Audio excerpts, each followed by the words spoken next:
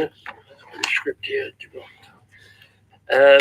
Just to say, a little housekeeping for the evening.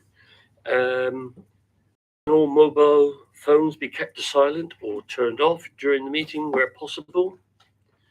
There are no fire alarms planned, so in the event of fire, make your own way out of the room and follow a member of the staff to the evacuation point at Southern A Green by the Blitz tree.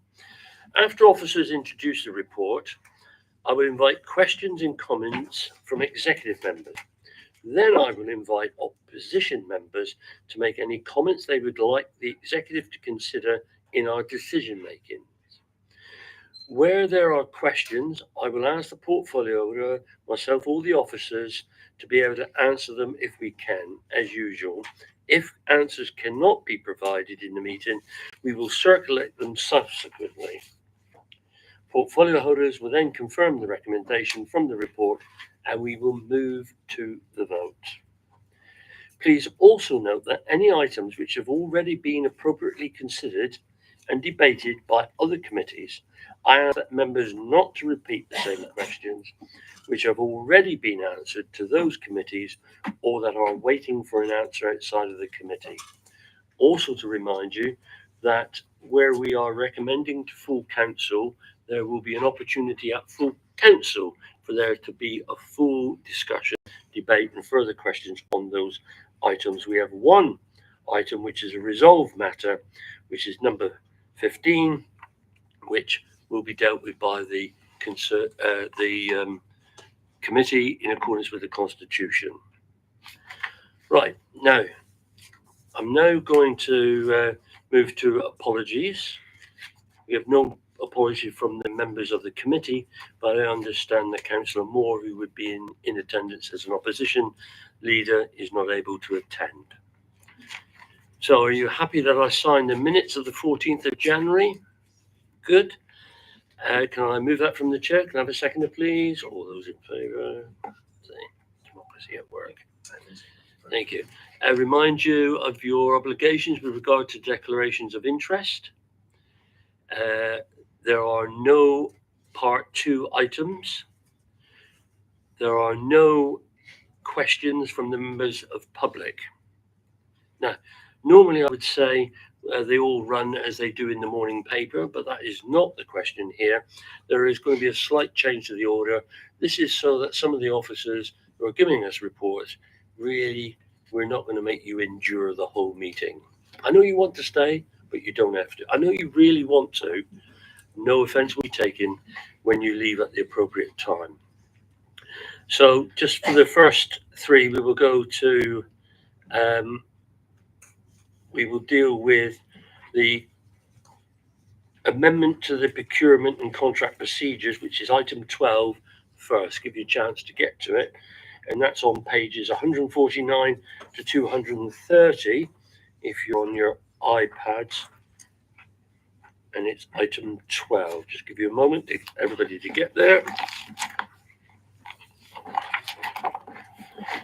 So if we're all there, so there is a series of recommendations here, and I'm going to ask Dave Hodgson to lead in with the presentation. Thank you, Dave.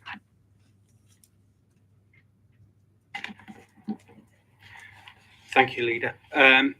Yes, this is the updated procurement and contract procedures being proposed for the council, which take into effect the new procurement regulations for that are coming into effect this year.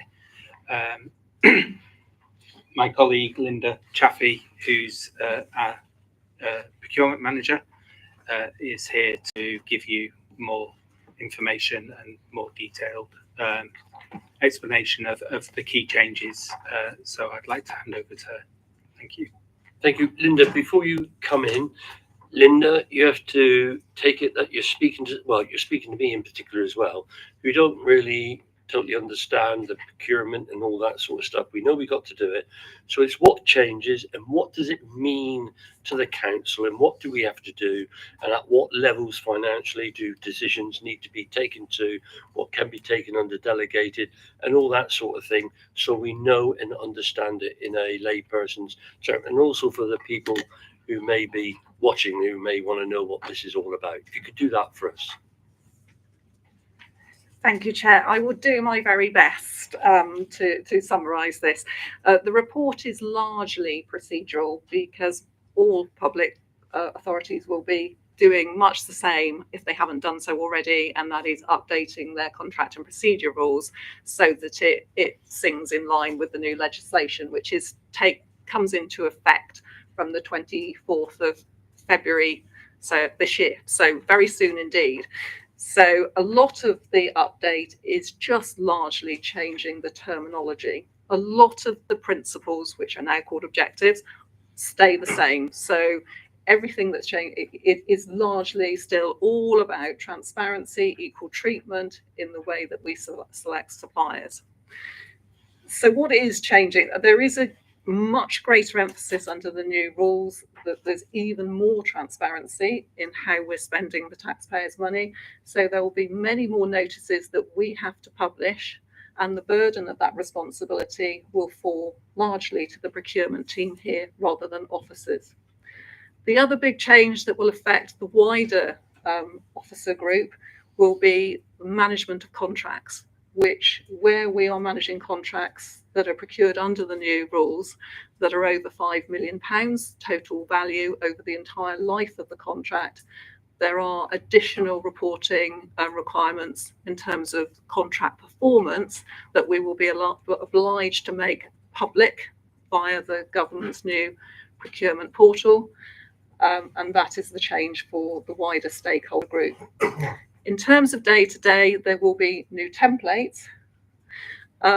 How it will affect you, it won't affect you a great deal, I'll be really honest. This is largely, as I said, procedural. It is updating our rules so that they relate to the new legislation. In terms of suppliers, the aim of so people that are buying from us, the new legislation is designed to make it easier with less barriers.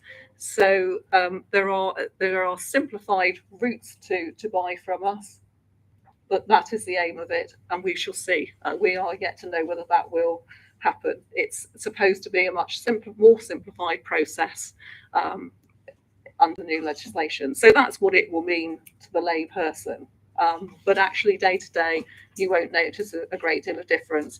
For me, it's caused a great deal of stress because there's so many forms and procedures to update. And this is really simply a report requesting that you agree to update our procedures so that we comply with the new legislation when it comes in. Is there any changes to the levels of procurement, the financial levels at all, in pounds, and that, what you can procure at what level and what you have to? Is there any changes to any of that we need to know about? No, none whatsoever. So in terms of the thresholds at which we have to follow the procedures in full, the new Act, they haven't changed, and they're not expecting them to change until January 2026. They update every 2 years, and they were updated in 2024. So I'm not expecting those thresholds to change at all.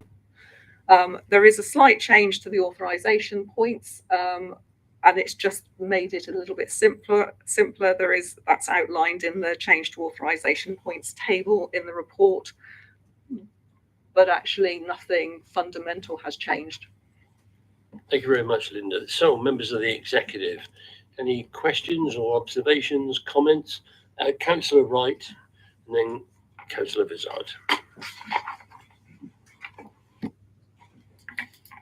Thank you. I've got a question which is actually on the legal aspects paragraph, but Simon's not here, but hopefully someone can answer it.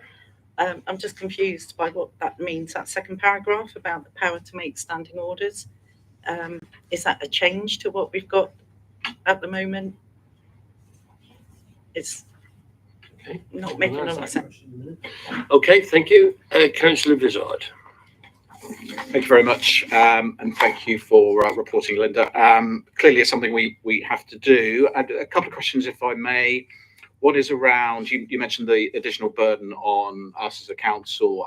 How is that impacting our budget going forward? Have we, I'm sure, made allowances for it? Is there a significant increase in our budget as a result of that additional burden? And the second question, I note under the exemptions that grant funding is exempt, so that it won't impact our grant funding schemes. But am I correct in understanding that it would impact procurement for services such as wellbeing Exeter, community services of that kind? Thanks, Chair. Thank you. Councillor Williams. Good point.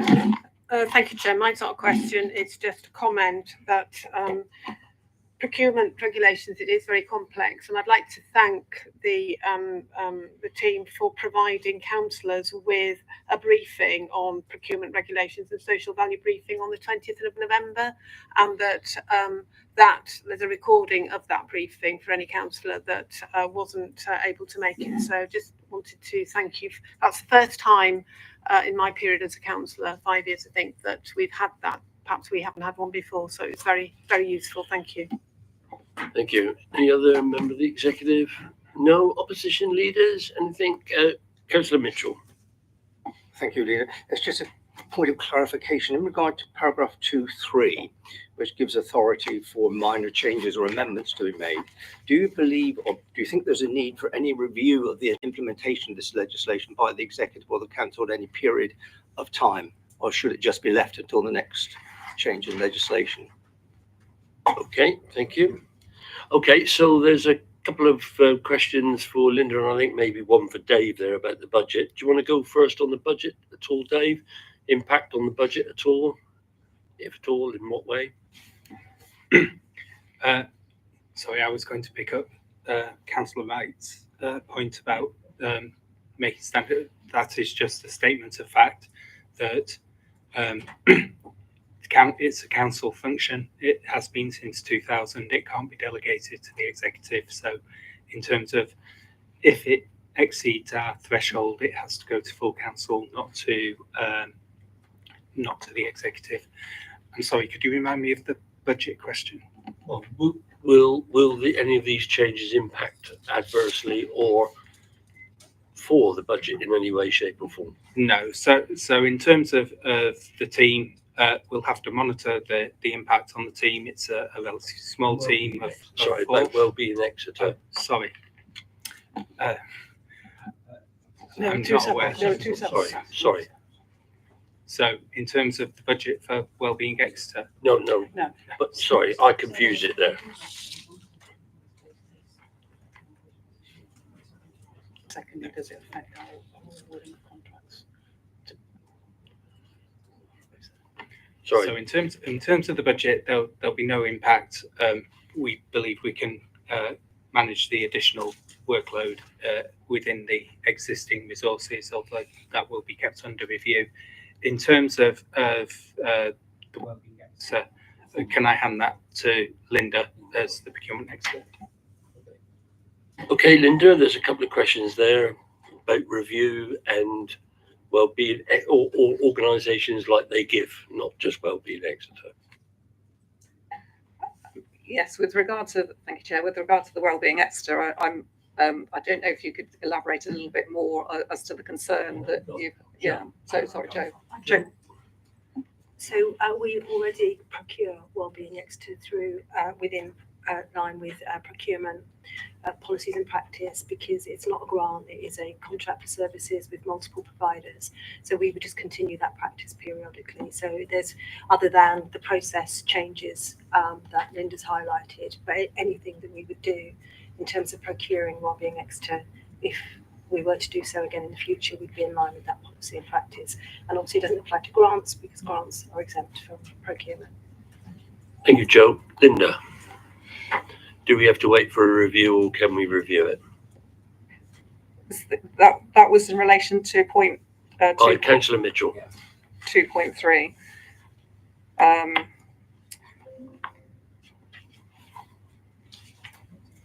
Dave, I think David will pick that.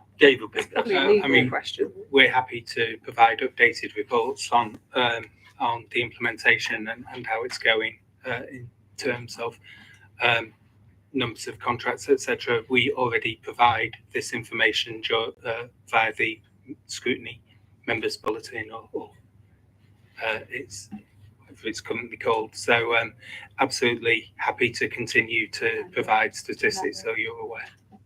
So just to say on that point, there seems to be, and not being awkward here, a reoccurring theme on another thing. Are we going to have a review? When can we review this? Well, would I be right in saying in whatever we do as an authority, if there was a need for us to review something because it wasn't quite right, we're not going to say, well, we never said we would review it, or we would take a pragmatic decision. Surely we would, wouldn't we, Chief Executive? So this particular item has come before you because of a change in the legislation in terms of how we would obviously go forward with our procurement. If that legislation changes again, we'd go through a process of looking at our current policies and practices and updating them. Going to the point more widely about review, it is correct that where we introduce a new policy, it's right that we have it on a cycle of review. It might be a year, it might be 3 years, depending on how quickly that subject changes. So I think there's two separate things in terms of absolutely wanting to review our policies to make sure they're still fit for purpose. Something like this, which is about practice, we would only tend to review if there was a fundamental change in either the legislation or members wanted us to approach it in a different way. Correct. Okay. Yeah, point on this. Sorry, on page 3 of the procurement and contract procedures that goes alongside the report, it does say review period 1 year. If that's helpful. Okay, so we've got good point, Councillor Wright. Reminder to us all: read the papers. So we've got 3 recommendations here. I'm going to move them from the chair. Can I have a seconder, please? All those in favour? That's unanimous, Chair. Thank you. Now, we now move on to item 13, which is the annual pay policy statement. And this is Joe Yelland is going to talk to the recommendations for us. Joe. Thank you, Chair. Hopefully this is a very straightforward document with a very clear statement on our pay policy. The covering paper offers 2 recommendations, one being that we publish the pay policy in accordance with legislation, and the second one is delegated authority to myself as the strategic director to make necessary amendments to pay policy following any changes in legislation or subsequent increases in pay. And I'd just like to draw your attention to section 8, 8.1, and the 2 bullets there that set out the reasons why I'm asking for that delegated authority. And they're simply that we don't yet know the pay awards for 25-26. And depending on the outcome of those pay awards, it may be that the policy statement needs to be revised. But those are the only reasons that I can imagine at this stage that I would need the delegated powers. But that's wanted to explain that to you in terms of the request for that delegated authority. Section 3 clearly sets out why we have to have a pay policy, and I hope that that is self-explanatory. So I'm happy to answer any questions if I can, should there be any. Thank you very much, Joe. Members of the executive, any questions or contributions? No. Members of the leaders? No. Okay, so we've got the recommendations there. I'm going to move them from the chair. Can I have a seconder? All those in favour? That's unanimous, Chair. That has been carried. Thank you very much. We now move on to the item 14, which is the gender pay gap. And here we've got I think there are some recommendations, 3 recommendations here. So again, I'm going to ask Joe Yellen to talk to the recommendations and update us, please. Thank you, Chair. Again, this is a very straightforward report, and the methodology that we have to come up with these calculations is very clearly set down in legislation, which I hope is explained in the report. So in terms of the recommendations, it's asking you to note the facts around the average rates of pay, both median and mean average rates of pay, with the calculations that have been completed within the report for your information. And obviously those calculations are those that we're required to do by law. I would like to point out again on section 8.1 that there has been an increase of 4.2% in the number of women in the upper middle quartile since 2023, and that reflects why there is an increase in the gender pay gap on previous years, alongside the fact that the male chief executive left in that period and was replaced by a female chief executive. So it's the increase in the gender pay gap in favour of females is largely resulting from having a female chief executive and having an increase in the number of females who are senior and middle managers in the organisation. Thank you, Joe.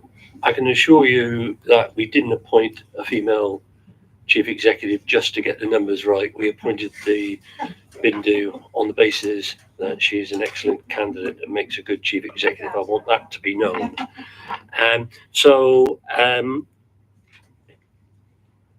Have we got any observations from members of the executive? Councillor Wright. Thank you, Chair. Just a quick observation that it was discussed this time last year by Councillor Williams brought up the fact that there are a lot of men on the lower percentile because of the amount of males that we have working at that pay grade in the waste section. Sorry, I'm getting all the terminology wrong. And I know that, thank you, Councillor Williams. And since then, there was a push to try and recruit more females into that role, and I know that was very successful. So I just wanted to point that out. Okay, thank you. Can I just ask an observation, and would help? Well, I don't want it right away, but for future years. So just looking at the mean female, not that it is mean, the mean female pay is £17.96, and the mean male pay is £17.09 and 9 pence. Based on a little bit what you've said there, what I would like, is it possible to have a bit of a graph for, say, the last 10 years on what the differences were? Because I'd like to see whether they are going like that, because that's you can judge the trend. And why I say that is because there's been a policy for giving lump sum amounts at the moment, which quite rightly favours the lower paid grades, if you know what I mean. I know there's, and I'd be just curious to see, pay awards, whether or not that is just a curious thing. I mean, as you know, I represent the council on the employers' pay board, and it's a sort of a bit of data that is quite informative. Not that I want to change it or anything, because the unions will put, I think they've put a claim in for £3,000 across the board at the moment, and that'll be discussed with their relevant trade unions. I have submitted bigger claims myself in the past, so it doesn't frighten me. So I'd be interested just to see that sort of data and some of these other things. So this data that we see, that we can measure it, judge it, and see if there's a trend and whether or not we have to do anything about it. If that could happen, I would like that.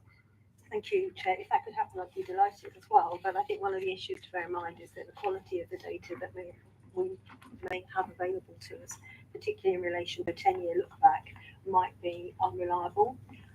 So what I can do is we can look at the data that we have in our current payroll system, which is iTrent, and whether that data is extractable from the system. I just want to remind you that we have an HR improvement plan following the HR independent review that was done last year, commissioned by the Chief Executive, which identified that we haven't necessarily made the best use of our IT system that manages our information about our people and payroll, and that we have got an improvement plan in place and plans to now replace that system in line with our partners through Strata. So I'm just giving you that as a caveat.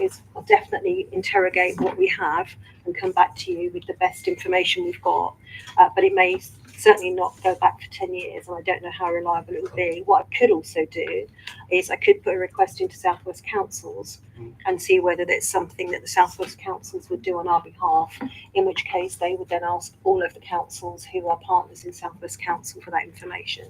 So I can certainly put in that request. So that would be interesting with the South West councils, but I'm not asking the officers to create an industry of this. I just thought simple. This year it was £17.96. What was it last year? What was it the year before? And just going back, I could. That's also just on those top two ones. That's what I didn't want to get into personal people. Is that okay? But with the South West councils, I think they should be doing some of that sort of stuff. Okay. So I didn't think any other. Councillor Mitchell. We raised them, it would just be interesting as a comparison to see how our figures sit beside our neighbouring authorities. Are we in line with them or out of sync? Because we know sometimes we have difficulty recruiting staff at certain levels, and I just wonder whether this sort of information from other authorities might inform future decisions. Joe's going to get for us. Obviously, like us, all the other councils have to publish their data as well. So they will be publishing it within the same time frame that we need to publish. So again, that's something that South West councils normally publish themselves so that we can share that information. So I'll certainly follow that up with them. Thank you. I'm going to move the recommendations from the chair. Can I have a seconder, please? Councillor Wright. All those in favour, please show. That's unanimous, Chair. That has been carried. Thank you. We now flip back to item 6. Oh yes, sorry, the local development plan down the end there. So it's item 15, which is the local development plan, and I think this is Ian. Ian, if you can talk to the recommendations, please. Thank you, Chair. So this report is about the local development scheme, which is a programme that we have to publish each year, and is a legal requirement that sets out all the planning policy documents that we're looking to prepare and the timetable for that work. So the recommendation is to approve the local development scheme as set out in the report and the appendix. You'll notice as well in the papers that the LDS does include the Exeter plan, our local plan, which is currently going through Regulation 19 consultation. That's actually due to end on Thursday, by the way, which is a major milestone for us. You'll also recall, Chair, that the council did actually approve the local development scheme as recently as September last year. We would normally only bring this back to you on an annual basis. The reason we're bringing it back to you this evening is because as part of the government's reforms to the planning process, they have written to each local planning authority to request a more up-to-date LDS is approved by April of this year to fit in with the reforms process that was announced just before Christmas. So bringing the LDS before you this evening meets that requirement. It really, as you could imagine, Chair, doesn't really change very much from the September version. The only real significant change is just to update that news about the Exeter plan, and that we published that plan for consultation just before Christmas, and that consultation is about to end. It's also worthy of note that in the LDS, we're looking to now submit the Exeter plan along with the representations to the planning inspectorate in June of this year, which again is another major milestone. And again, just to reinforce the messages that we sent out at executive before Christmas, when the executive approved the consultation for the local plan, we are still able to put the plan forward to the examination under the provisional arrangements as set out in that previous report. So nothing has changed. We've checked with our legal representative, and we are absolutely fine to continue with the process, submit the plan under the current housing numbers, and hopefully get to an examination later in the year. Thank you. Okay, thank you. And before we open it up to the executive, because it may help us, I had a recent discussion with the leaders on the agenda, And if on page 262 of the pack, which talks about the St Luke's University campus supplementary planning document, I was asked why there isn't supplementary planning documents for some of the other livable Exeter sites. If you could tell us why, and why they aren't, and why this one in particular is. Indeed, Chair, and thank you for the question.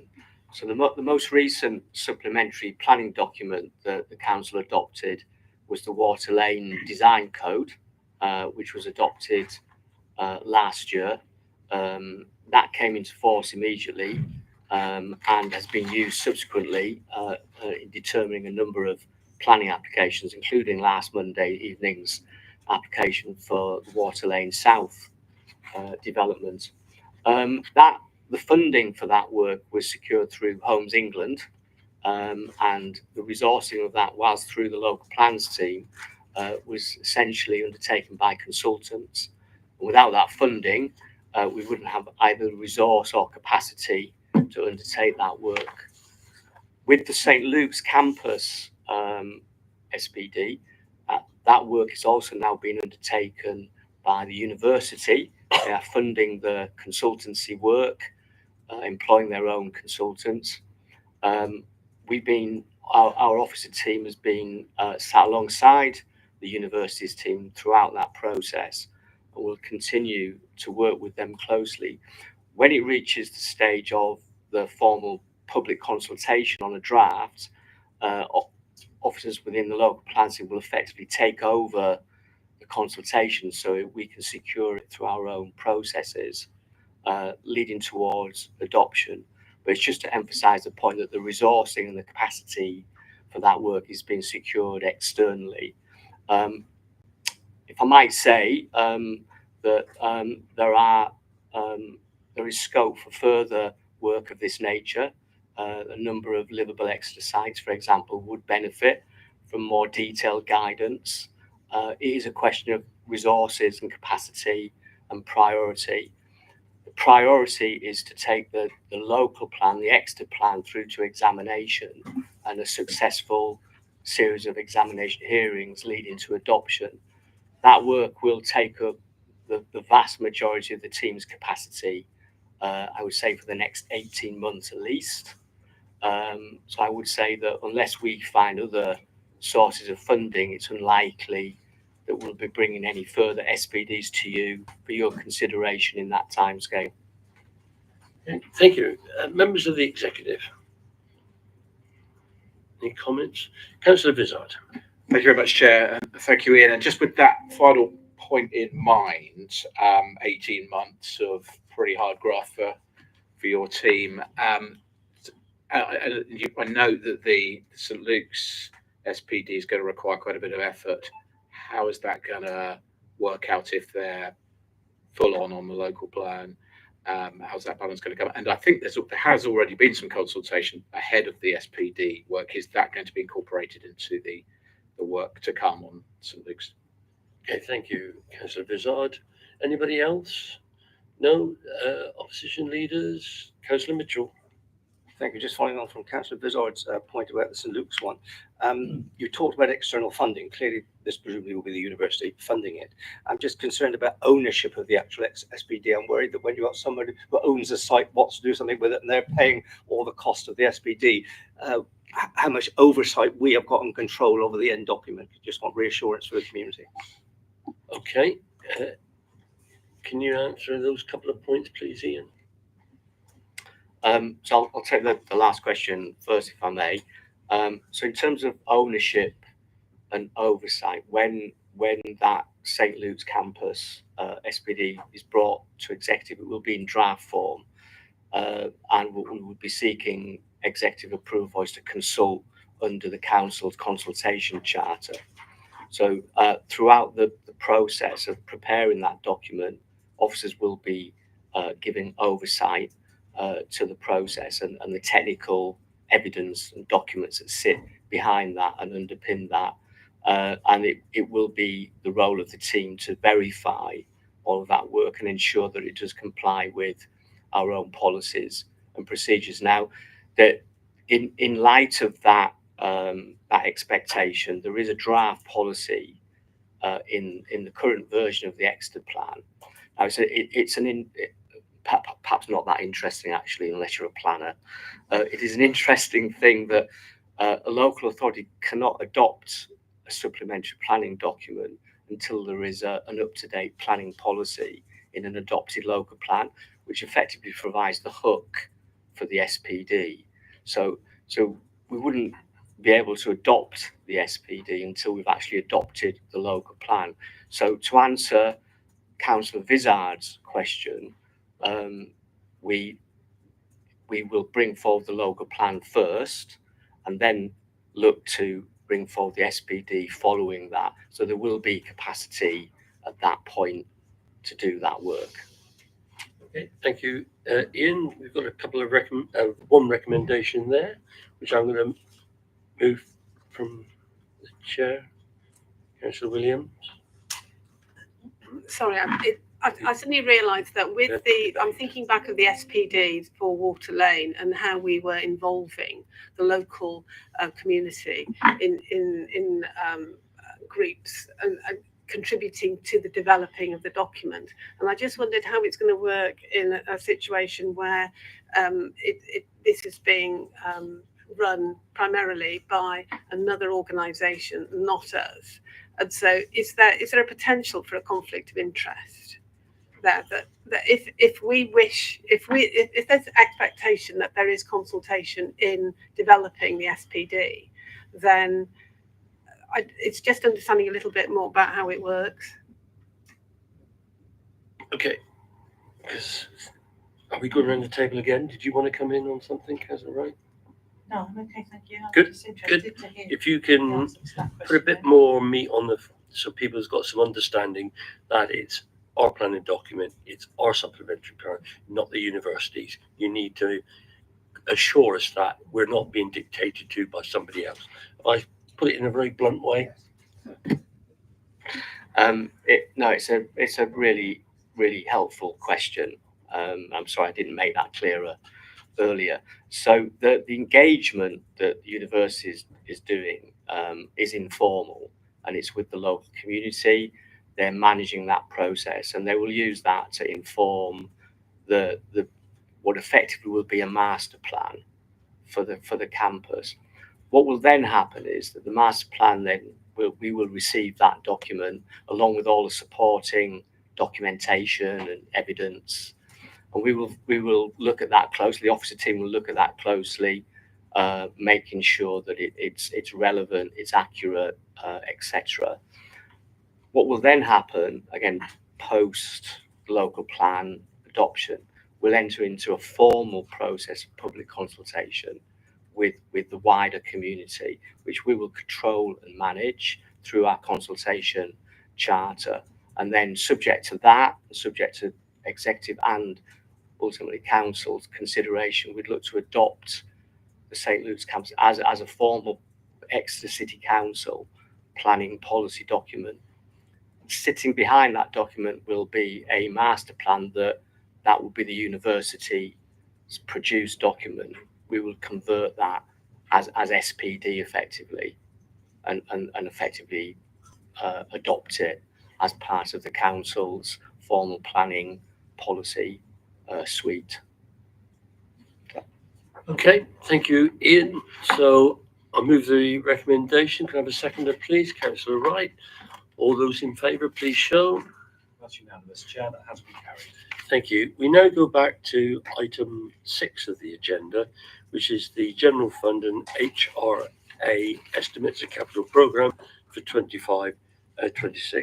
Number of recommendations here, an important document, and clearly it will be going forward to the full council meeting on the 25th of council, which forms part of the budget arrangements, but it's before us now in accordance with the Constitution. Dave, can you talk us to the recommendations, please? Thank you, Chair. So you're right, this is an important document. This underpins the important decision you'll take on the 25th of February, which sets a balanced budget for the General Fund and the Housing Revenue Account, and also enables you to set the council tax for the city of Exeter. So in terms of the key issues for you to consider, let's go to the general fund first. In terms of resources, the government have announced the figures which are set out in the report, which is from what's called the Provisional Local Government Finance Settlement. That's a settlement they put out in December for consultation. I'm pleased to say that yesterday they confirmed the final local government settlement, and I'll highlight some of the changes that took place. In terms of the settlement, the government used what's called core spending power to determine the amount of money they believe a local authority needs to run the services it provides. In terms of the core spending power, Exeter at the Provisional Local Government Finance Settlement got a flat amount, i.e. we got the same amount as last year, 0% increase. In the final settlement, the government have added in a compensation for the additional national insurance contributions that the local authority will have to pay.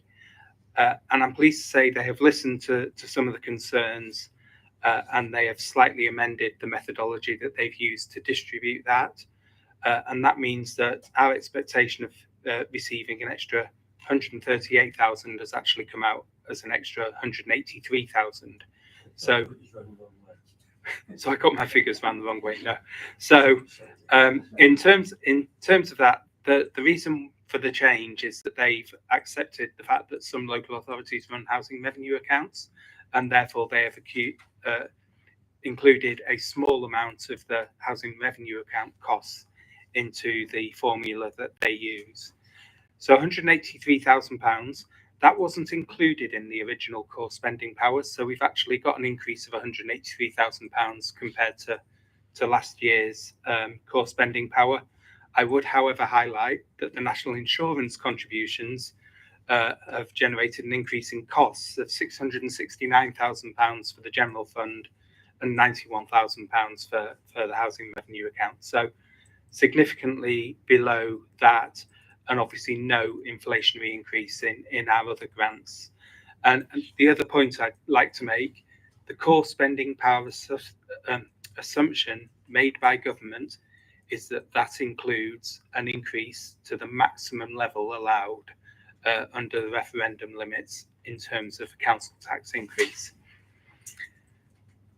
The other key announcement, not impacting on next year's budget, but future years, is the government's intention to reset the business rates and to implement a review of the formula that underpins the way local government funding is distributed across the country.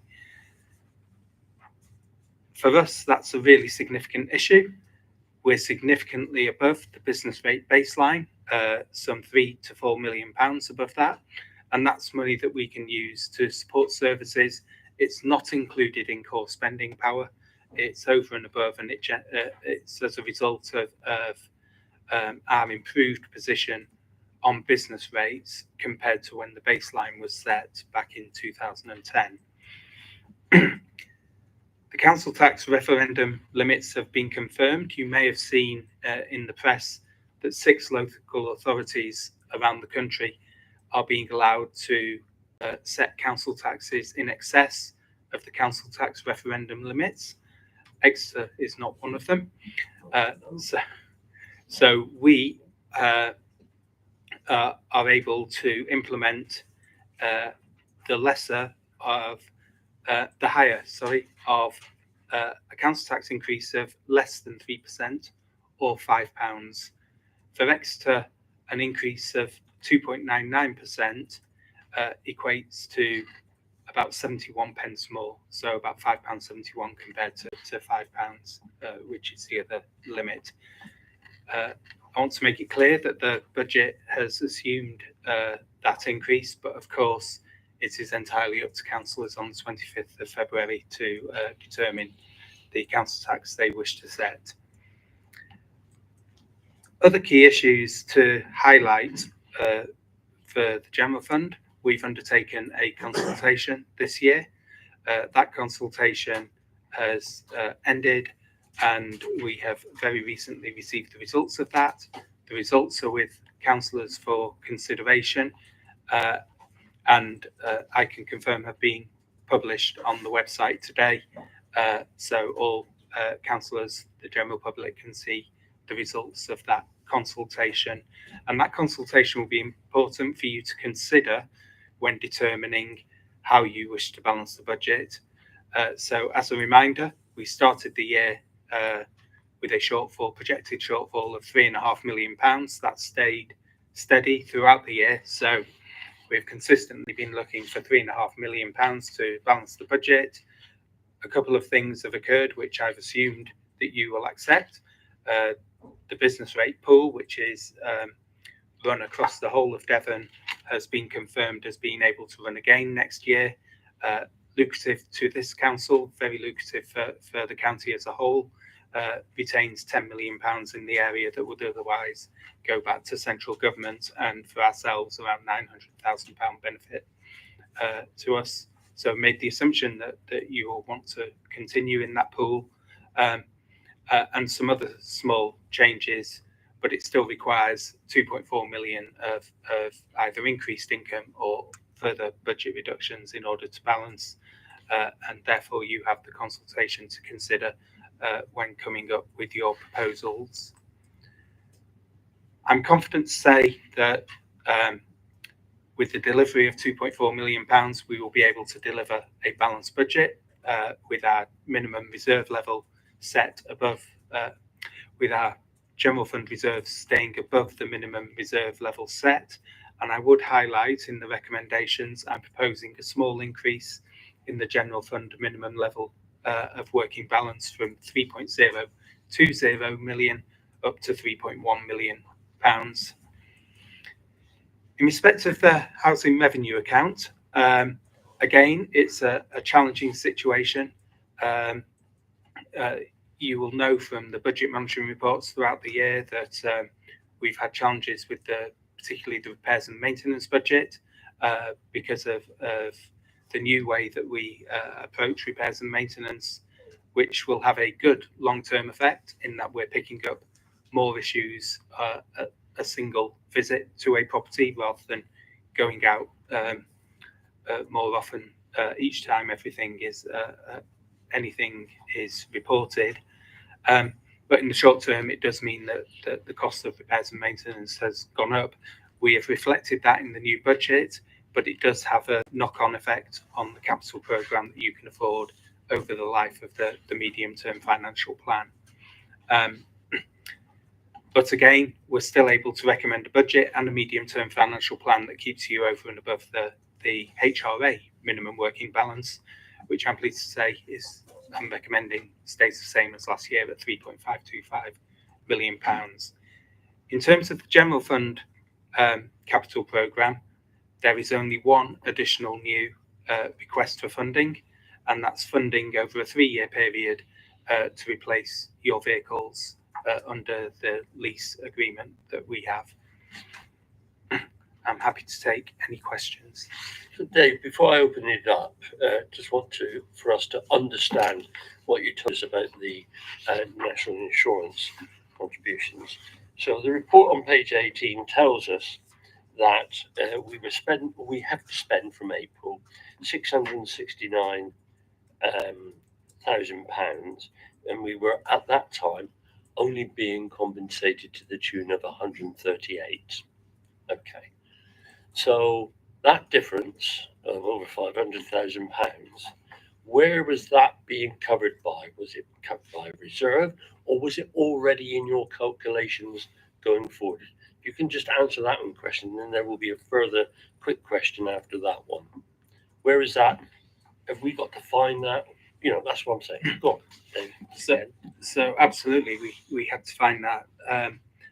The one new form of income that I've failed to mention is a tax that's been introduced on manufacturers called the extended producer responsibility. It's a tax on packaging for manufacturers, and we have been guaranteed an additional 1.4 million. Part of that additional tax money is being used to balance the challenge with the national insurance contributions.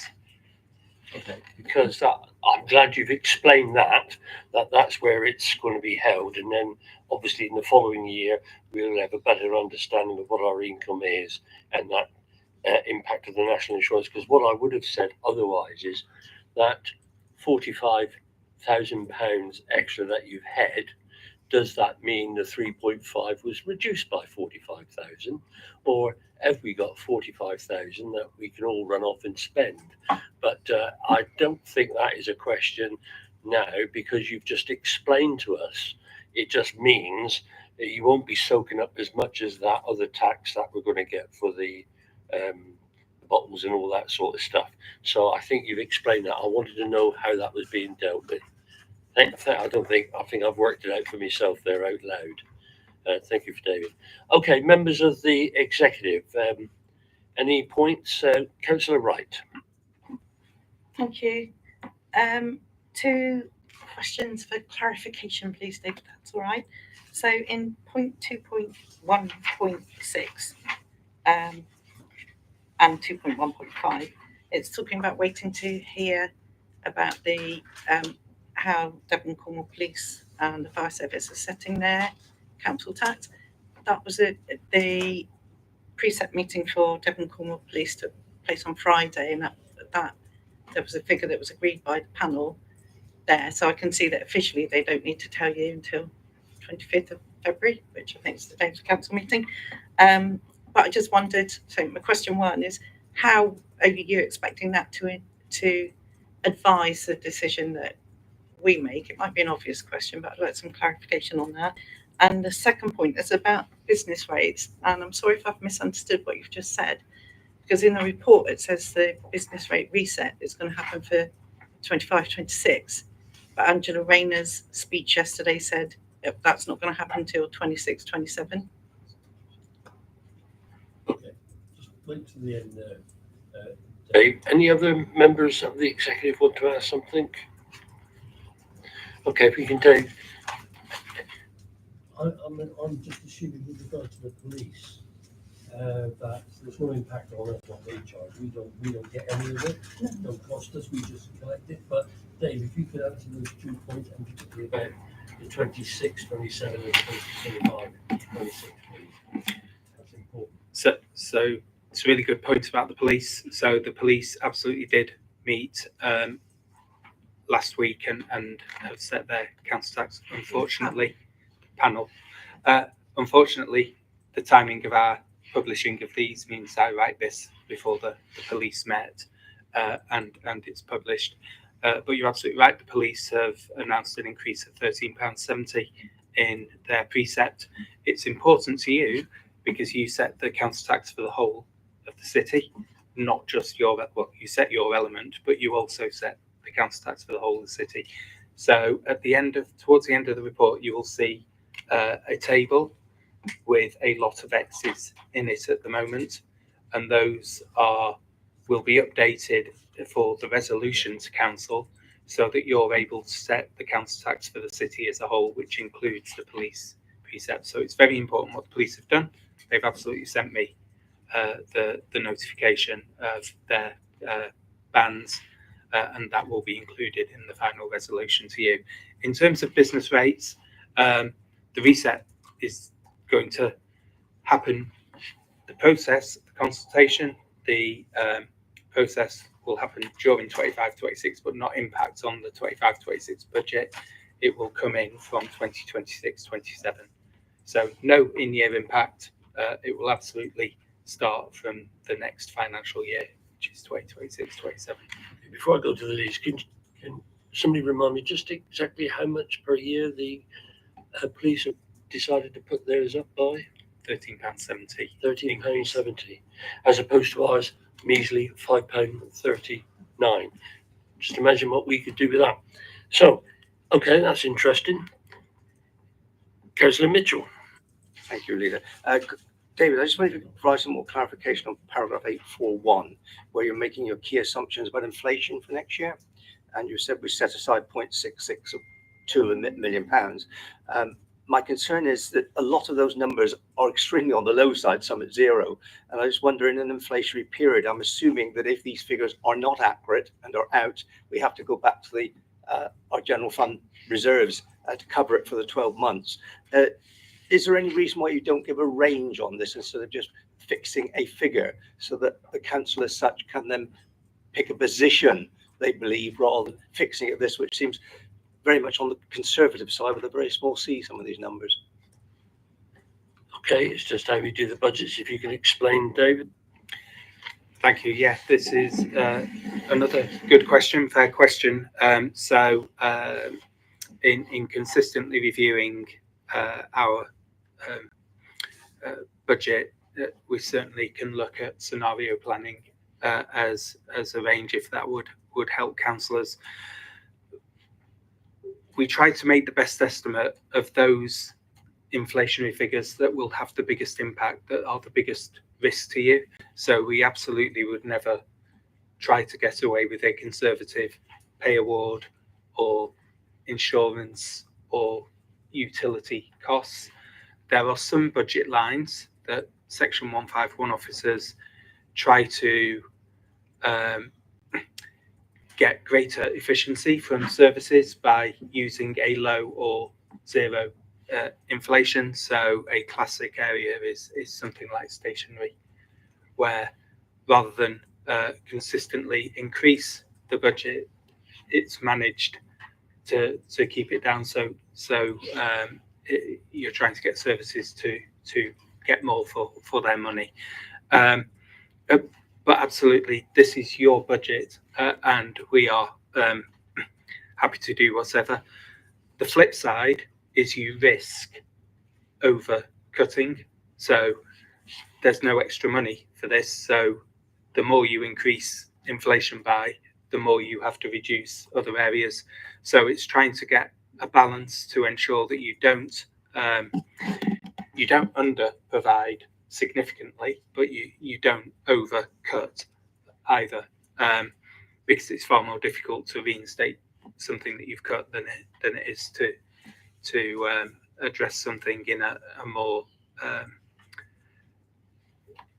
long-term way if you do have an area. But you're absolutely right, we've had instances where the pay award has been significantly higher than what we expected, and then we have to use general fund balances during the year, and then build that into our future budget reductions. I would say that's what general fund reserves are there to protect you against that type of thing, and therefore, it's a solid financial management tool. So you're saying it's not always wise necessarily to cut in anticipation of something. That's what you're saying. It's absolutely a balance. Yeah. Okay. So there we are. We've got the recommendations before us. I'm going to move them from the chair. Can I have a seconder, please? All those in favour of the recommendations, please show. That's unanimous, Chair. These have been carried. And of course, they are all subject to amendment and everything at the next council meeting, should that be. So I now move on to item 7 on our agenda, which is paper 7, which is the capital strategy for 25-26. This is Dave Hodgson. There's one recommendation here, Dave, if you can talk to it. Thank you, Chair. We now come on to a range of statutory reports that we are required to produce, and you're required to approve, that sit alongside and supplement the budget setting. So the first is the capital strategy. This is a strategy that sets out the process by which you make capital decisions and you manage your capital expenditure. So there are no significant changes from last year's strategy. It sets out the process for approving capital spend, which obviously is via full council, and it sets out the types of funding that are available to finance your capital strategy. including borrowing when necessary. And obviously that is somewhat limited or recommended to be limited at the moment. So no significant changes, and I'm happy to take any questions. Thank you, David. Members of the executive, questions or contributions? Councillor Wright.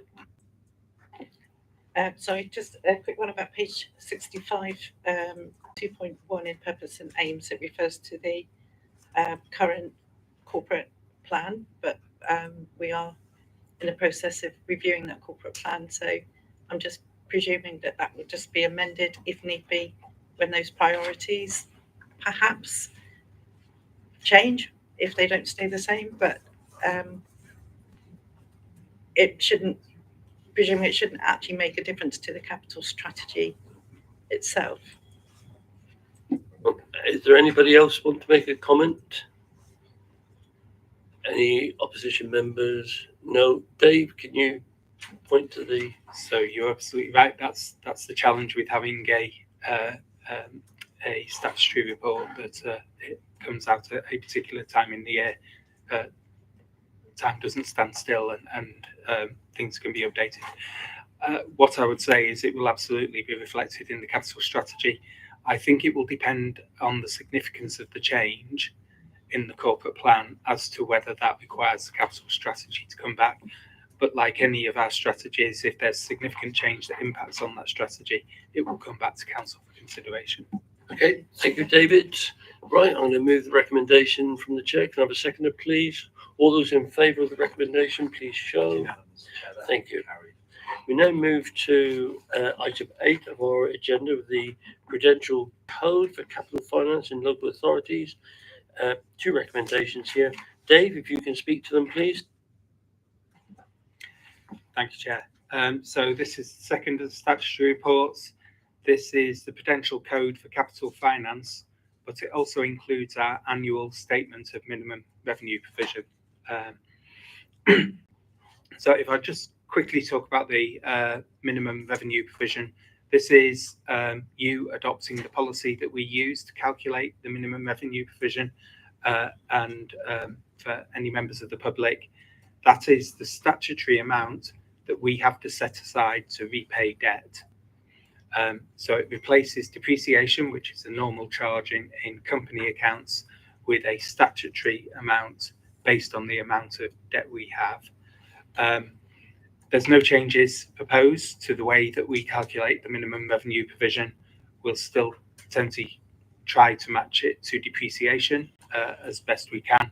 So therefore, we try and borrow only for buildings, land and buildings, so that we can repay that borrowing over 50 years in line with our ongoing strategy. In terms of the Prudential Code, this is a range of indicators that should satisfy you that your capital programme for both the general fund and the housing revenue account is both affordable and prudent. And it sets a range of indicators to enable you to satisfy yourself. As I point out each year, the key indicators for you are the capital financing requirement, because that shows you the amount of debt, underlying debt you have that funds your capital programme over the years. So dating back to when we started borrowing right through to now, that's the total amount of debt we have for our capital programme. And then the operational boundary and the authorised limit, which are 2 very similar figures, but with one key difference. So the operational boundary is the amount of debt you will allow me as Section 151 officer to take out on behalf of the council. And then the authorised limit is the operational boundary plus a small amount of headroom for day-to-day cash flow management. So that meant if we had £4 million in the bank, but we knew there was a bill coming in for £6 million, then I could take out a short-term loan to cover that until the income came back in to cover. So very important figures. The operational boundary is set just above the capital financing requirement, because essentially that's marrying itself to the amount of underlying debt you expect to have.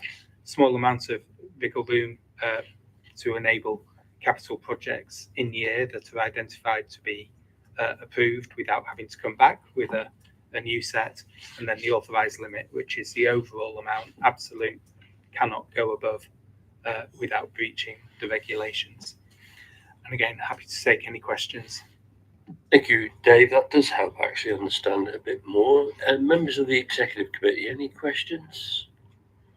No. Opposition leaders? No. All those in favour of the recommendation? Oh, second, of course. Thank you. Do you know who that was? Right. All those in favour, please show. That's unanimous, Chair. There. Thank you. We now move on to item 9, which is the Treasury Management Strategy report for 25-26. And here we've got one recommendation that we're putting to council. Dave, can you talk us through it, please? Thank you, Chair. This is the final of the statutory reports that accompanies the budget. So the Treasury Management Strategy sets out the way that we manage our treasury management, so our cash flow, and how we can invest any surplus funds we may have, either short-term or long-term, and how we will go about borrowing when we need, again, both short-term and long-term. I'm pleased to say 2 small changes here to highlight to you. Firstly, we have cross-referenced the Treasury Management Strategy to the ESG strategy or policy that you approved back in September as part of the half-yearly Treasury Management report. So completely cross-referenced to that, and therefore everything that's in here will be underpinned by the policy, ESG policy that has been approved. The second is we updated our treasury management practices. So you set the strategy and then a range of practices which help me and my team to manage in a practical sense the running of treasury management for the City Council. And they're attached as an appendix. And I'm happy to take any questions. There's no changes to the limits or anything being proposed. So happy to take any questions. Thank you, David. Members of the executive, any questions or comments? No. Members of the opposition? Councillor Mitchell. Just a follow-up, Dave, from the point you made about our recent ethical policy on funding. I note on paragraph 3.1, we've got 4 million with BlackRock asset management and 10 million with Aberdeen Standard investments. As a result of that policy, have we had to move anything within those 2 funds of money we've set that might have in fact actually lost us or gained us income as a result of the policy change? Thank you for that, Councillor. David, if you could answer that. So in terms of those, they're what are called money market funds. So we don't have any influence. It's impossible for us to change how they're divvied up within those 2 funds. But they're a general fund that basically spreads risk by using a number of different products rather than having it with a single financial institution. Members will be aware that we withdrew our funds from Barclays earlier this year. In a very practical sense, we needed to do that anyway. We needed the cash. We're running a policy of trying to manage our capital programme using our own cash reserves rather than going out and undertaking long-term borrowing whilst interest rates are particularly high. But that's the only significant course of action we've taken so far.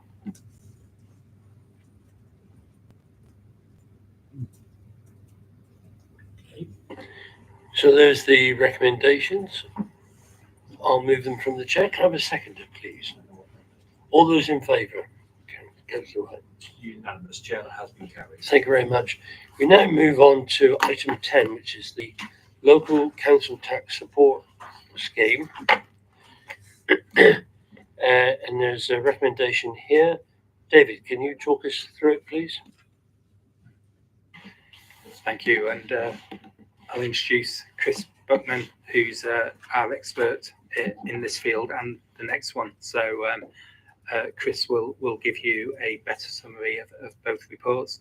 But local council tax support scheme, again, another requirement for council to approve annually in advance of the new council tax year. And I will hand over to Chris to give you a more detailed explanation. Thank you, Chris. Thank you. I'd just like to expand a little on the decision that members are being asked to make and what the scheme is that you're being asked to approve.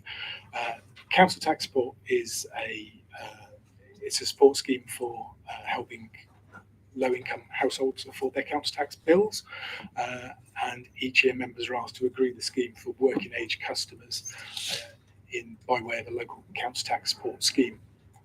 The rules for pensioners are set nationally, and local authorities have discretion to set the scheme for their working age customers. The recommendation this year is that the scheme that's been in operation this year is carried forward to next year without substantive change, just subject to the usual operating of benefit rates and so on, in line with national benefit rate changes. And if there are any questions on the scheme's operation and how it works, then I'm happy to take those. Thank you, Chris. Members of the executive, any questions or contributions? Councillor Asvashin. Thank you, Chair. Can I just ask, can you update us on any changes from last year? Because I understand you are giving help for care leavers. Thank you. Okay, come back. It's happening in a moment. Councillor Fole. Thank you, Chair. Chris, I'd be interested to know what percentage of the population needs support for this. Yeah, just that in the first instance. Sorry, The supplementary was, do you know how that compares to other local authorities, similar local authorities? Okay, thank you. And Chris, one for me, if you could tell us, you may not have the numbers with you, but you may be able to give us an indication, numbers to follow. What sort of take-up of the pension credit has there been, and also what sort of take-up of people who fall off that cliff edge of the pension credit, who will be claiming local council tax support? deal with those. First, please, Chris. Okay, thank you. So if I start off with the issue of the care leavers, this time last year members approved a change to the scheme to introduce a new class of support for Devon County Council care leavers under the age of 25 as part of efforts to support that vulnerable group a bit better than we had been previously. So over the last 12 months, we've been working with Devon County, receiving, I think we've had something like 360 records come through from Devon County, which have allowed us to identify those young people who have a council tax liability and to then make an award of council tax support to essentially reduce their liability to zero, so they have no council tax to pay for the year. Although a lot of data has come through and that's been really useful, what we have found is that very few of those young people actually have a liability for council tax. There's an awful lot of people who are living either in shared accommodation, supported accommodation, or they may be living at home or with another liable adult. So out of those large number of records, we've identified 34 customers with a council tax liability, and we've been able to help reduce their bills down to zero. That's come at a total cost of about £25,000 to the collection fund, Exeter City Council's share of which is around about £2,000. So very, very minimal in terms of the financial impact on the council. A lot of administration involved in doing that work, obviously, but I think for the young people concerned, it has made a big difference and has been quite a successful project. Those figures are in line with the figures that we were projecting 12 months ago, so it's kind of what we were expecting to see. In terms of the question of the percentage of households that receive council tax support, we have approximately 8,000 households receiving help with their council tax bills, and I think they will give me a nod on this. We have somewhere around 60,000 properties in the city, so around about 12% of households receiving support. I'm not aware of how that compares with other authorities nationally. Looking at a national scheme of means tested support like housing benefit, we are a relatively wealthy authority in terms of the proportion of households that receive support. We're in the lower end of the scale for households, and I would expect that will follow a similar pattern for council tax support, given that the schemes are have quite similar rules. And there was a question about the pension credit take up from the chair. I'm really pleased to be able to answer that question, because we've done a lot of work over the last 6 months in support of the government's drive to encourage take up of pension credit in light of the withdrawal of the winter fuel payment to a lot of low income households. We identified around about 200 households who we believe from our council tax support records may have an entitlement to pension credit, and we've contacted all of those individually. We've made contact with every one of them by individual letter, telephone and email, encouraging them to make claims, offering support to make those claims, and also working with Age UK for customers where we identified other potential entitlements. We are seeing some positive outcomes from that. There is a lag in the data because pension service have a backlog of claims due to the massive increase in people making a claim this year, which is a really good sign. But it does mean that we probably have claims that are sitting waiting to be decided, and it could be a while before we actually see an outcome from those.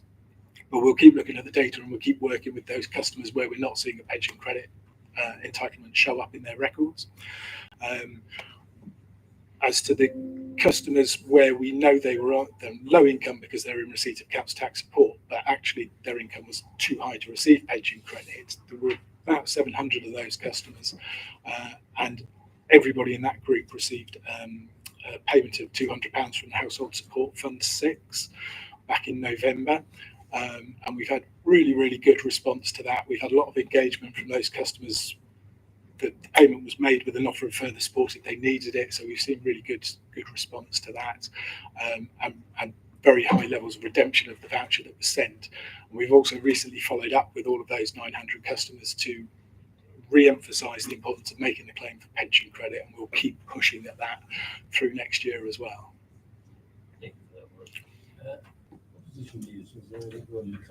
Just one point. Thank you for what I'm trying to understand from what you're saying is a large amount of the effort and the drive comes from this end to the client, if we might call it. To what extent do clients come to you, and in what way can we encourage uptake from people coming forward rather than you having to drag through all the data to find them and contact them? Okay, thank you. Can you help us with that one? Can I just Chris? clarify, is that in relation to take up for pension credit? Or for All the services that you provide, because each time you were saying we have contacted them, we have sent them vouchers, etc. I just wasn't how it operates the other direction, does it? So one of the great things about the council tax support scheme that we operate is it means we have good visibility of our low income households, and we have good information about their household circumstances, their income and so on. So those people who are in receipt of council tax support, we know who they are, and we can use that data to help target campaigns like the pension credit take-up campaign, household support fund that we'll be moving on to shortly. So that's all really good, and that gives us the ability to be proactive. We know that in particular the pensioner cohort is very reluctant to come to us without prompting. So where we have an open door and say we will take an application from anybody, we don't get many pensioners coming to us. So those ones that we know about, we can be proactive and chase them to encourage them to access their entitlement. But if we don't know who they are, there's not a lot we can do about that. There has been a big national campaign, particularly around pension credit, and we've heard from some neighbouring authorities that they're starting to see an increase in council tax support applications from pensioners who've been prompted to claim by national publicity around pension credit and so on.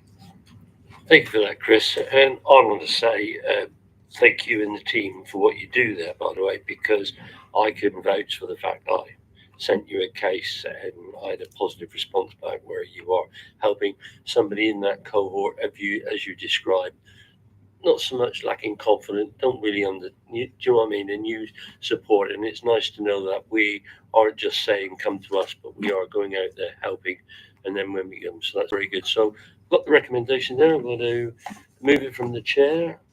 Seconder, Councillor Wright. All those in favour? That's unanimous, Chair. That has been carried. Okay, so I'm now going to move on to item 11, Household Support Fund Scheme 7. We've got a recommendation here. Is it Dave or Chris again? I'll just briefly introduce this and hand over to Chris, who will give you some interesting information around household support funds. So we've been here before. This time it's a 12-month scheme, starting in April, running for the 12 months.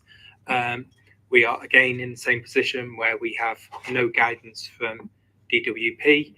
We have therefore no indication of the amount from Devon County or any locally agreed guidance. So again, we're seeking delegated authority to implement a scheme as we did for Household Support 6 and indeed Household Support Fund 5. This time we have a longer period of time, but the feeling is you will want the money out of the door from as close to the 1st of April as possible, and therefore we seek the delegated authority. And I'll hand over to Chris again. Yes, please, Chris. Thank you. So Household Support Scheme 7 was announced in the budget last year as being a 12-month scheme. Beyond that initial announcement, we haven't, as of today, received any further guidance on what that scheme needs to look like, what the national guidance is going to be on distributing the funds. We don't know what the allocation will be that Devon County Council will receive, so therefore we don't know how much we're going to receive of that. We have a good sense that the objective behind the scheme will be in line with the previous scheme. So the Household Support Fund is intended to support low-income households with high cost of essential items, particularly around food, fuel, energy costs. So we expect the overall objectives to be similar and the guidance to be similar. The overall funding pot announced in the budget was in line with the amounts in previous Household Support Fund schemes. So we're reasonably confident we'll end up with a similar amount of money with a similar purpose and objective, and therefore we are anticipating designing a scheme that's broadly in line with the previous schemes that we've operated, particularly through Household Support Fund 6 that we're still in at the moment. Given that it's going to be a 12-month scheme, we have the ability to be a bit more flexible with how we spend that money in year. So we would anticipate a combination of direct awards to those customers we identify through our data, particularly those customers when we get to next autumn, where we have low-income pensioners who still are not entitled to pension credit and won't be receiving the winter fuel payment. But also then the ability to have the open application scheme operating throughout the year. Now that doesn't mean we'll be open on the 1st of April and we'll close on the 31st of March, but we will hope to have a scheme of support available for people to apply into for as much of that period as possible, which may then mean splitting the budget over the year. But as we don't yet have a budget and we don't yet have the guidance, we can't bring detailed proposals, just the shape of what we expect it to look like. Thank you, Chris. And just as we go into discussion on page 145 into 146 talks about the priority groups, the amount that we've got, the number of households that we have supported and the pensioners and all those people. I think that's good work. So anyway, I'll open it up for discussion for exec members. Councillor Asfashin. Thank you, Chair. Thank you, Chris. You mentioned HSF 7. We're not quite up to iPhone numbers yet, but would you be kind enough to just give us a very quick summary of HSF 6, please? HSF 6.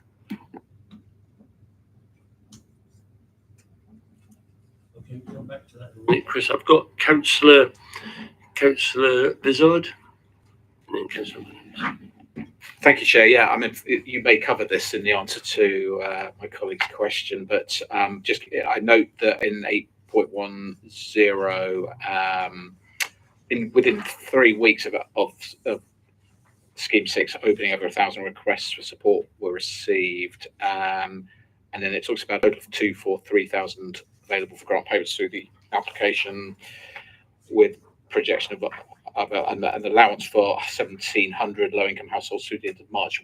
Is there a running total of how many applications you've received? Are we up to that 1,700? That'd be useful to know. And my understanding is that the Devon County Council fund goes towards free school meals, and I think there's plans across the country for auto enrolment on that. I don't know what Devon's plans are, but I hope they do, because it's very important in terms of income for schools. But will that potential higher uptake of free school meals have an impact on the rest of the funds that is distributed to the districts, including ourselves? Thank you. Okay, thank you, Councillor Vizard. Councillor Williams. Thank you, Chair. Thanks, Chris. This is very, very important work that you're doing, and the team is. It's very valuable what you're achieving, and it's great that you're building up on the experience from the previous versions of the scheme. I just wondered, though, in terms of how you publicise the scheme when it's open, and whether you think that you are doing as much as you can, or whether there's more that we could be doing. I mean, for example, do you contact community centres direct? Do we have handouts in paper format, and we're not just relying on electronic communication and social media? So if you could just say something about how we publicise, that'd be great. Okay, no, but you can speak now or forever hold thy peace. Sorry, I said I wasn't going to. I was going to. Yeah, Chris, just to pick up on what you've put in the report under section 8, is that saying that once that you've got to go work with Devon County Council again now on number 7 to set up a new framework? We can't just carry on with the framework that was previously agreed. I think that's what you're saying, but if you could just clarify on that, and if you think that will then hold up when you can actually start making payments again, that'd be useful. Thank you. Okay, Councillor Mitchell. Sorry? No. Oh, right. No, I'm only joking. I'm only joking, Michael. Okay, you've got a few questions there, Chris. If you can wrap them up for us, nice. Thank you. I'll do my best. So we start off looking at what we've achieved so far in that Household Support Fund Scheme 6. We started off we ran two elements to that scheme. The first being the direct awards of £200 to the 923 pensioners that we identified through our own data. That accounted for about £185,000 worth of the support fund. That was all delivered in November and has been followed up since. In terms of the open application scheme, we were able to open quite early on in November that scheme as well. And as you say, there was very high initial uptake of applications. There was a bit of pent-up demand there. And what we see is we've been running household support fund schemes since the end of the COVID support schemes. So there is a sort of an expectation that there's an entitlement to another payment, and we get our regular customers coming to us asking when they can have their next payment. So the longer we're closed, the bigger that kind of pressure builds up.